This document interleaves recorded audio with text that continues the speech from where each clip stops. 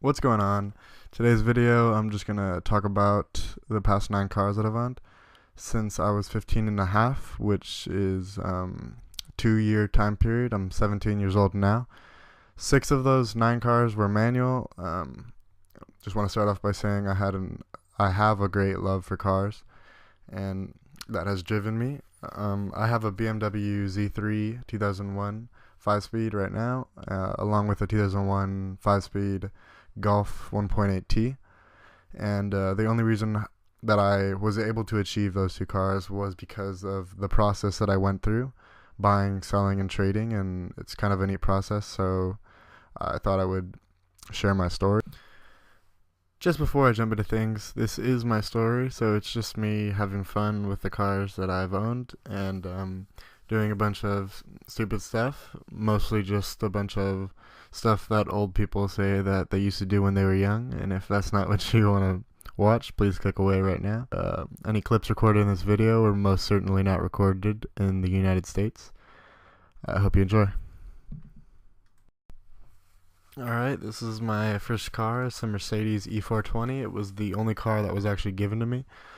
It's an automatic. It was an 8-cylinder. It was a gas guzzler. And I had it for not very long, but my mom did, and she loved it. And then I totaled it.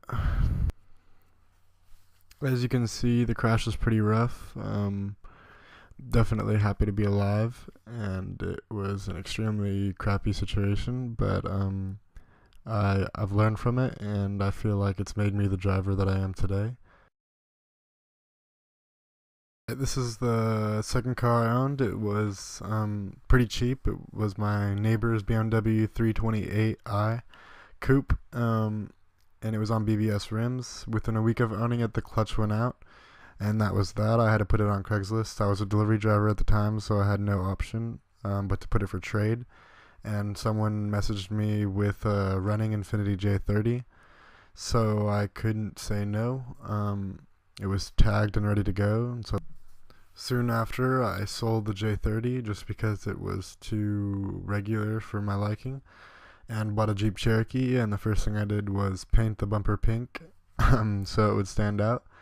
It came with the roof rack and the 3-inch lift, just spacers, but it did have this mean, nasty rust hole, as you can see right here.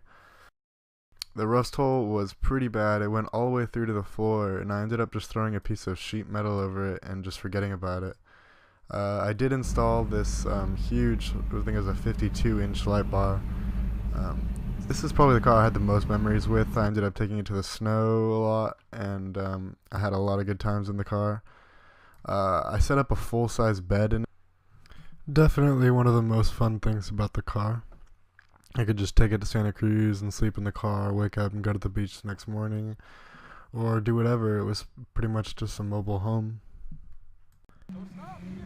I did take it off-roading a couple of times and did get it extremely stuck this one time. It also has an aftermarket PA system, which was pretty fun to play with. And let me tell you, that straight 6 4-liter Jeep engine could burn some rubber.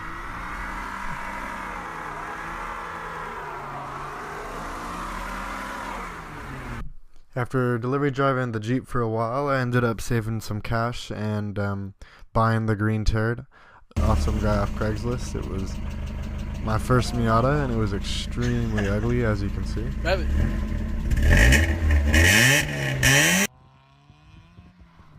It was quite fun to throw around. Before I did anything, I had to replace the timing belt and the water pump, which I did myself, which was very educating.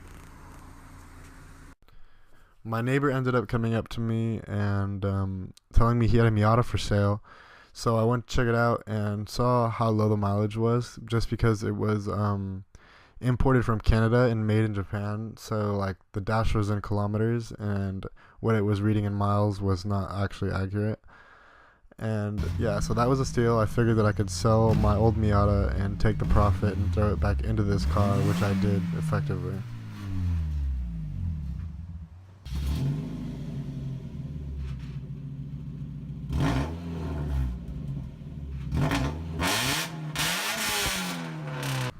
When the new fender came in, it was unpainted black, so I ended up just sticker bombing it, and it came out pretty awesome and turned a lot of heads, and that with the chopped off muffler was definitely something to see going down the street. I ended up buying some BBS rims and Fusion tires, slapped them on, repainted the hood a couple of times. Yeah, along with all of this, I was also 6'1" and 260 pounds for the duration of me owning this car, which is pretty crazy to think about. I put in some LED light bars, as you can see, and in this clip you can see me driving under a gate, just showing you how low it really is. In my opinion, the chopped off muffler gave a lot of character, and for the better. Let me know what you think in the comments section below. It had a viscous limited slip differential, which it's arguable how efficient it is, but in the rain I could definitely get it to lock, as you can see. I ended up selling the Jeep, and this is why, because I wanted something faster. This was an 8-cylinder BMW 540i with 320 foot-pounds of torque and 285 horsepower. To the rear wheels, it was extremely it also had fold-down back seats, which was very efficient. Missing the Jeep at that point, I ended up setting up a full-size bed in there. It had more than enough power to burn the new tires that I just bought, so here's a couple clips of me doing that.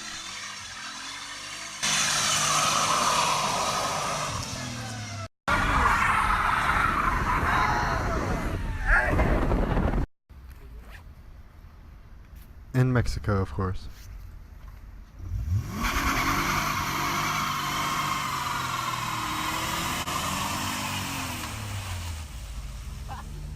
I ended up parting ways with the beloved Miata just because I was eager to try new things, and the risk paid off. I ended up getting this, a blow-off valve, and a couple other things, and it was really fun to it is really fun to drive around town. Oh my god!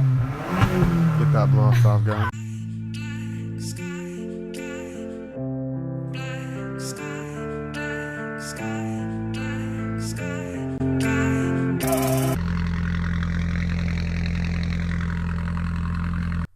After leaving my BMW on Craigslist, I found somebody willing to trade, and it was this Z3, and always eager to try new things. I bought it and very happy with that choice. It has a limited slip differential that locks very well, and it's very fun. Thank you for watching. I hope you guys enjoyed. Please stay tuned for more. Subscribe.